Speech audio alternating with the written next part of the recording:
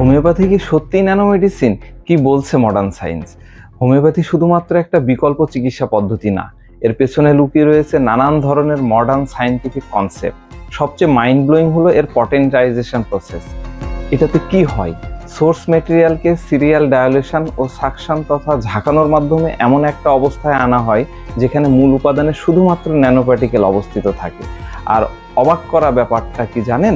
এই প্রসেসে মূল উপাদান শুধুমাত্র ন্যানো পার্টিকেল থেকেই যায়, যা এতটা ছোট এবং তা আমাদের বডিতে অসাধারণভাবে কাজ করে, রোগ সারাতে আমাদের ভাইটাল ফোর্সকে উদ্দীপ্ত করে।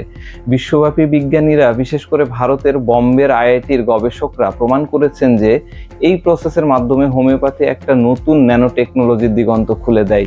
শুধু ভারত নয়, বিশ্বের বড় বড় ইউনিভার্সিটি যেমন আমেরিকা, ইউরোপের গবেষকরাও এটা নিয়ে কাজ করছেন। এ সংশ্লিষ্ট প্রচুর গবেষণাপত্র আছে অনলাইনে। এখন প্রশ্ন হলো, যাকে অনেকে প্লাসিবো বলে হেসে উড়িয়ে দিচ্ছিলেন, সেই হোমিওপ্যাথি কি সত্যি ন্যানো মেডিসিনের আরেক রূপ হয়ে এসেছে? একটা ছোট গ্লোবিউলসের ভিতরে এমন বিরাট সায়েন্স লুকিয়ে থাকতে পারে, বিষয়টা কি চমকপ্রদ নয়? আপনাদের মতামত কি? কমেন্টে জানান, আর এই রিলটা শেয়ার করে সবাইকে চমকে দিন।